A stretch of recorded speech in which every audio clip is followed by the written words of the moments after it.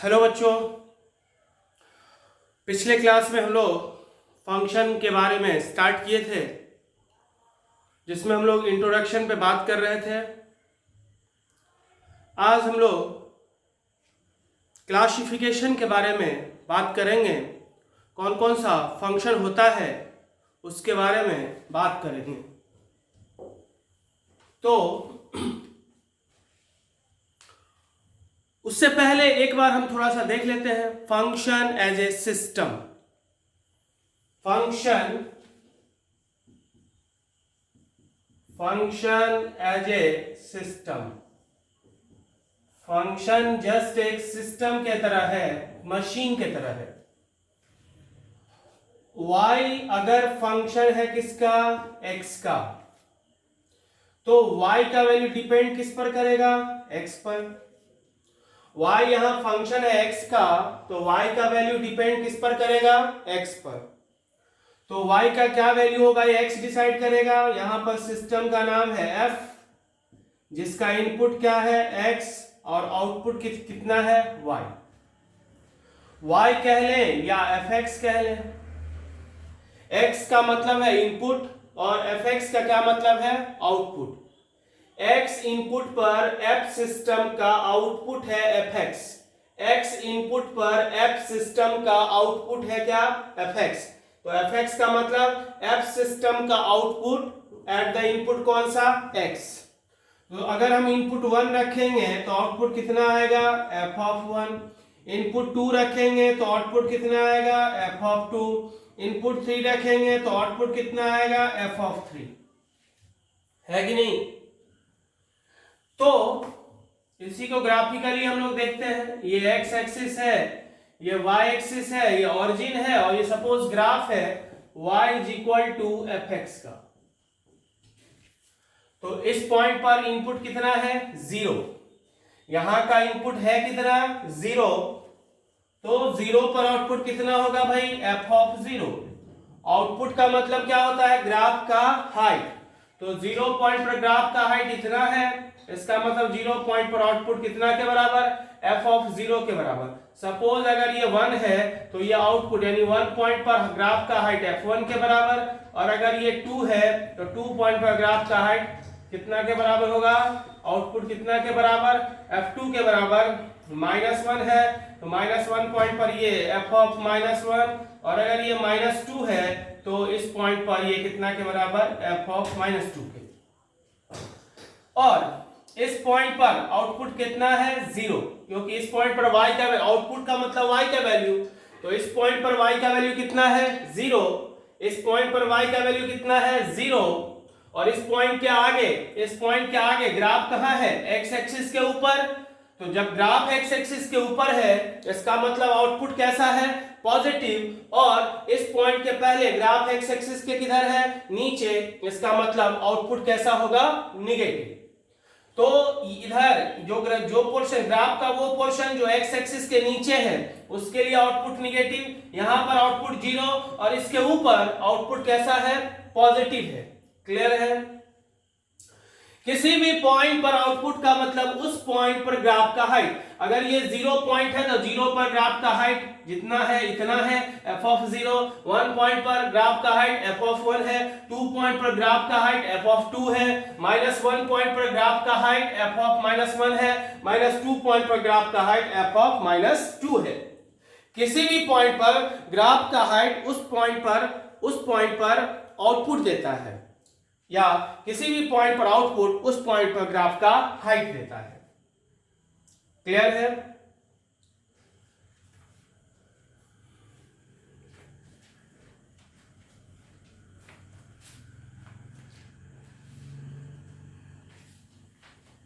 अब हम लोग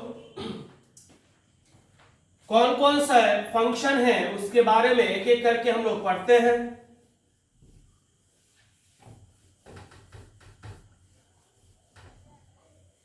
तो आते हैं हम लोग सेकेंड टॉपिक पर, और वो है हमारा classification of function. Classification of क्या, फंक्शन। फंक्शन का क्लासिफिकेशन या different types of function. Different types of function. एक एक करके हम लोग देखते हैं, बहुत सारे फंक्शन के बारे में हम लोग को पढ़ना है, जिसमें से कौन कौन सा फंक्शन के बारे में पढ़ना है अगर उसका लिस्ट देखें तो पहला कांस्टेंट फंक्शन, दूसरा आइडेंटिटी फंक्शन, तीसरा मॉड्यूलस फंक्शन, चौथा सिग्नम फंक्शन, पांचवा ग्रेटेस्ट इंटीजर फंक्शन, छठा fractional part function, next exponential function, next logarithmic function, next trigonometrical function और नेक्स्ट इनवर्स ट्रिग्नोमेट्रिकल फंक्शन। इन सारे फंक्शंस के बारे में हमें एक एक करके जानना है। Constant function, identity function, modulus function, signum function, greatest integer function, fractional part function, exponential function, logarithmic function, trigonometrical function and inverse trigonometrical function. Clear है? अब हमने पिछले क्लास में बात किया था डोमेन का कि जिस इनपुट पर आउटपुट डिफाइंड है, जिस इनपुट पर आउटपुट डिफाइंड होगा उस इनपुट का कलेक्शन फंक्शन का डोमेन कहलाता है, और जिस आउटपुट पर फंक्शन डिफाइंड होगा उस आउटपुट का कलेक्शन फंक्शन का, जिस आउटपुट पर इनपुट डिफाइंड होगा उस आउटपुट का कलेक्शन फंक्शन का रेंज कहलाता है।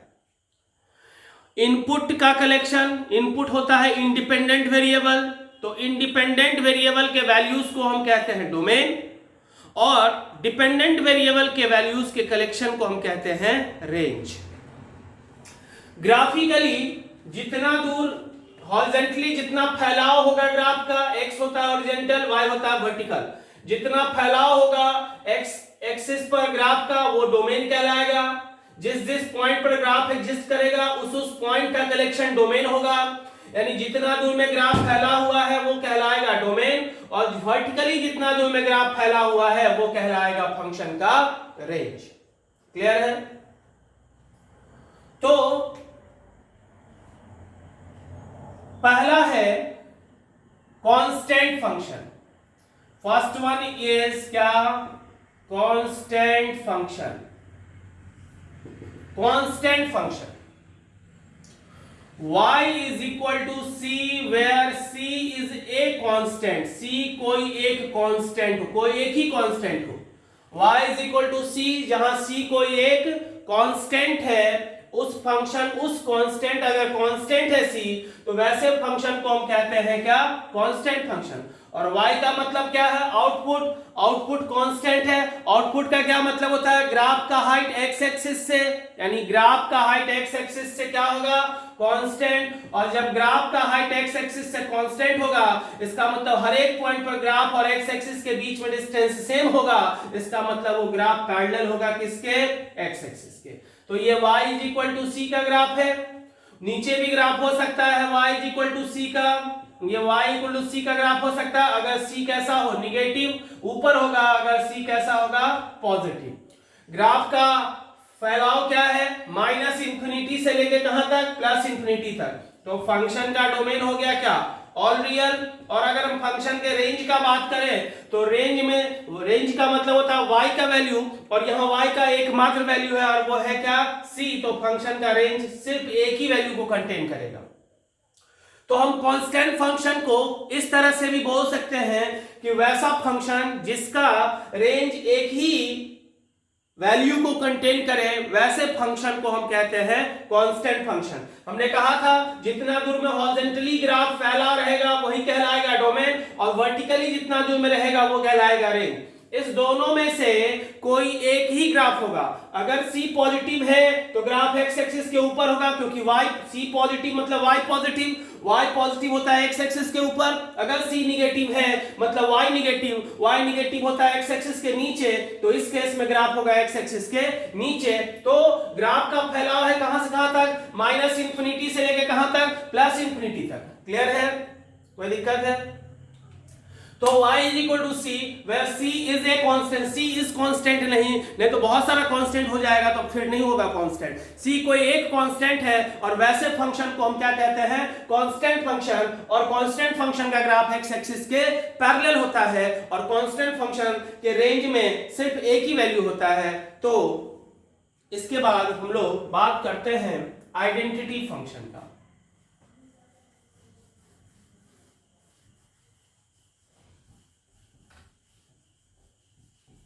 So second one is constant function हो गया।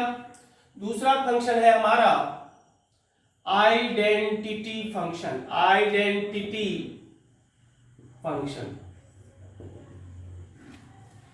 आइडेंटिटी फंक्शन किसको कहते हैं?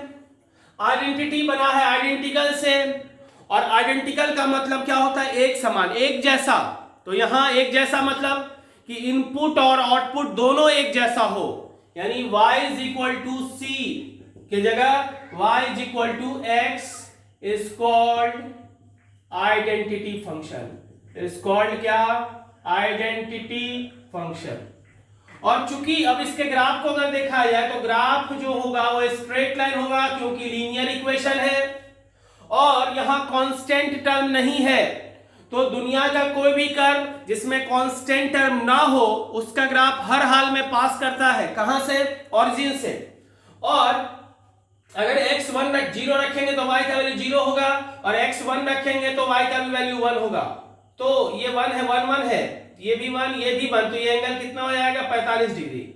ये 1 है, ये 1 है, और ये भी 1 है, तो ये एंगल कितना हो गया, 45 डिग्री। यानी बाइसेक्टर होगा फर्स्ट क्वाड्रेंट का, बाइसेक्टर ये हो गया y is equal to x।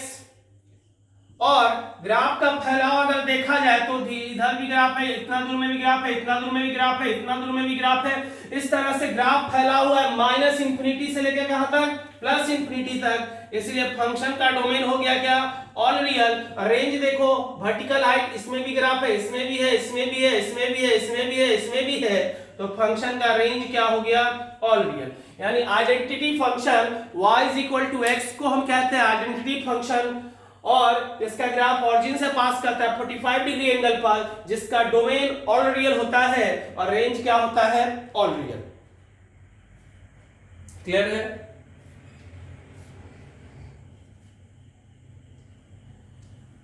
तीसरा है मॉड्यूलस फंक्शन। क्या है, modulus function. Modulus function. So y is equal to mod x is called modulus function of x. Modulus function of x. y is equal to x को हम कहते हैं x का modulus function, और y is equal to mod x is equal to modulus में हम लोग पढ़े हैं कि मॉड हट जाएगा अगर वो ग्रेटर देन इक्वल टू 0 हो, या माइनस से मल्टीप्लाई हो जाएगा जब वो 0 से क्या हो, छोटा हो। तो y is equal to mod x का ग्राफ खींचने का मतलब y इज इक्वल टू इतना का ग्राफ खींचना। अब यहां पे दो ग्राफ है, y इक्वल टू x और y equal to minus x। तो एक ये x एक्सिस, ये y एक्सिस, ये ग्राफ किसका, y is equal to x का, और ये ग्राफ किसका, y is equal to minus x का। y इक्वल टू x कब है, जब x greater than equal to 0। x greater than 0 मतलब x कैसा, पॉजिटिव। तो x पॉजिटिव किधर होता है, y एक्सिस के राइट साइड में।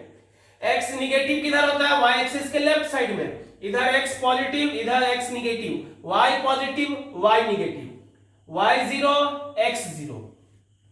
तो y is equal to x वाला लाइन तब होगा जब जहां पर x greater than equal to 0 हो, या तो ये लाइन तभी होगा जब या तो x 0 हो या 0 से क्या हो, बड़ा हो।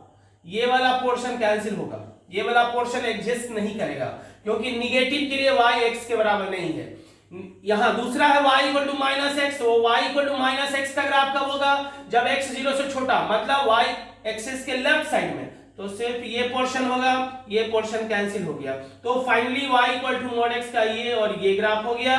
और अगर हम जिसके डोमेन का अगर बात करें, डोमेन क्या है और रेंज अगर क्या है उसका बात करें, बिलोंग्स टू, इतना दूर में भी ग्राफ है, इतना दूर में भी ग्राफ है, इतना दूर में भी ग्राफ है, तो ग्राफ माइनस इंफिनिटी से प्लस इंफिनिटी है, इसलिए हम ऑल रियल लिख रहे हैं।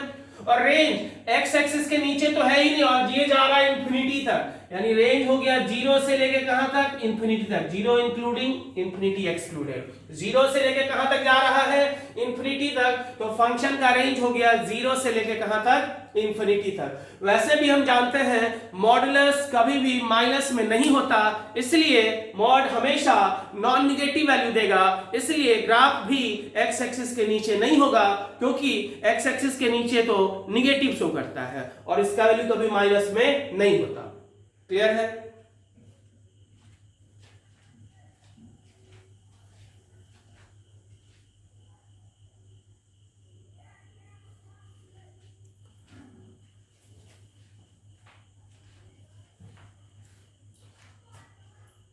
चौथा फंक्शन जिसका नाम है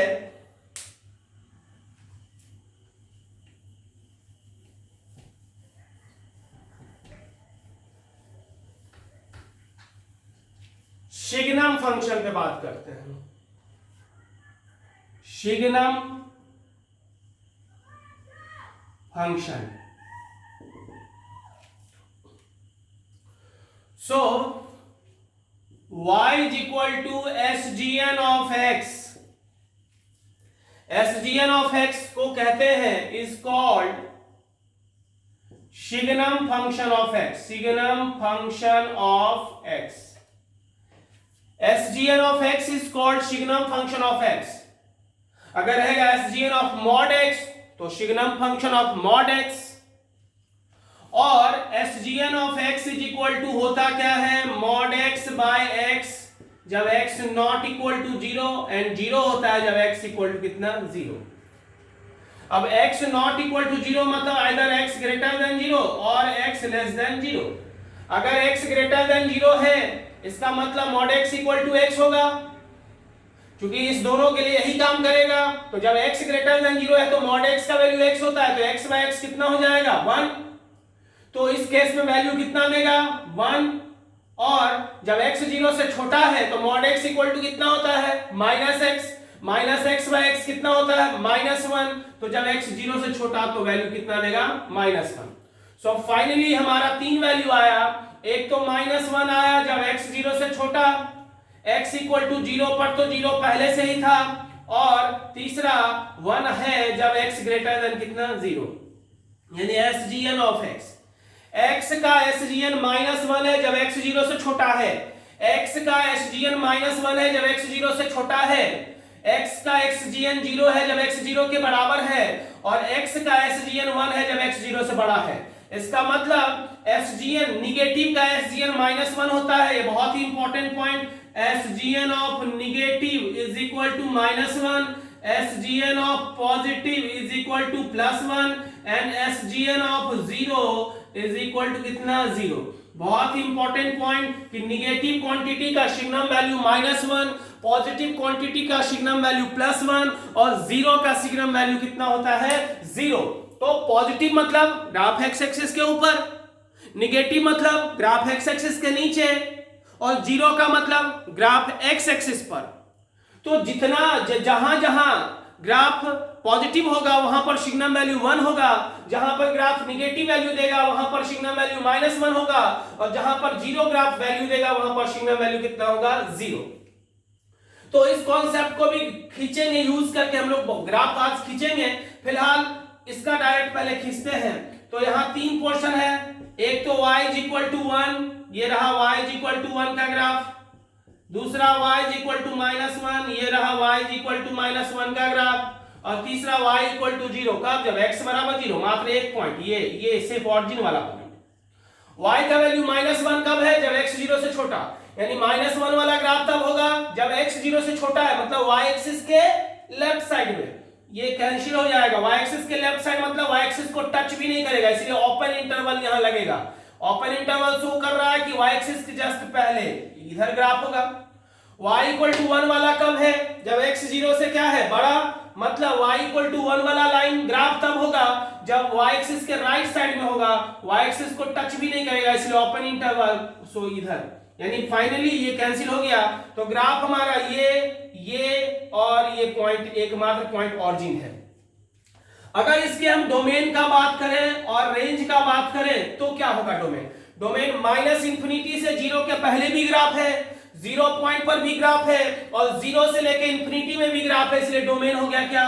ऑल रियल। अब रेंज का बात करते हैं तो -1, 0 और 1, रेंज हमेशा -1, 0 और 1, इस तीन के अलावा कोई वैल्यू नहीं होगा। किसी भी फंक्शन के सिग्नम फंक्शन का किसी भी एक्सप्रेशन या कोई फंक्शन है उसके सिग्नम का वैल्यू -1, 0 और 1 के अलावा कुछ नहीं हो सकता। तो हम इंपॉर्टेंट पॉइंट हमारा ये है, यहां तक 11th के बेस्ट लेवल पे है।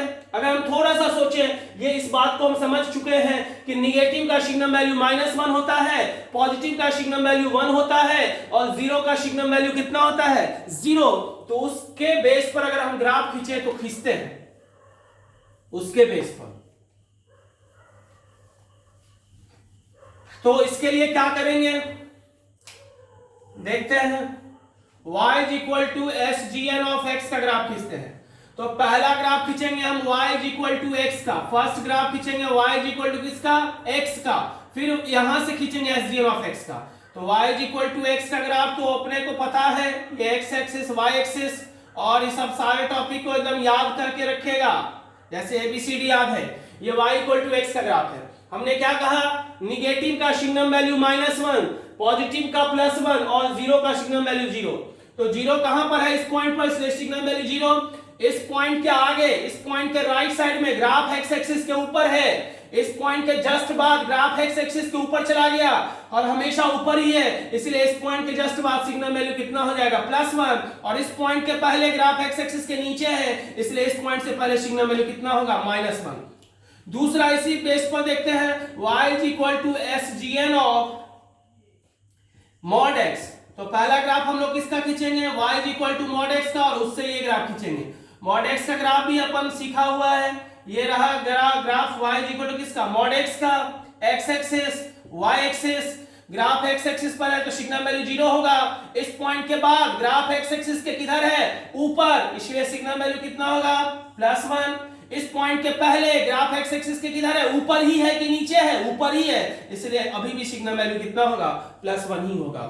तो सिग्नम, पहले जिस फंक्शन के सिग्नम का ग्राफ खींचना है पहले उसका ग्राफ खींचेंगे। जैसे SGN ऑफ x का खींचना था तो y इक्वल टू x का खींचे, SGN ऑफ mod x का खींचना था तो y equal to mod x का खींचे। उसके बाद जहां पर ग्राफ x एक्सिस के ऊपर होगा उतना दूर में सिग्नम वैल्यू 1 होता है, जहां पे ग्राफ x एक्सिस के नीचे होगा उतना दूर में सिग्नम वैल्यू -1 होता है, और जहां जहां ग्राफ x एक्सिस पर होगा सिग्नम वैल्यू कितना होता है?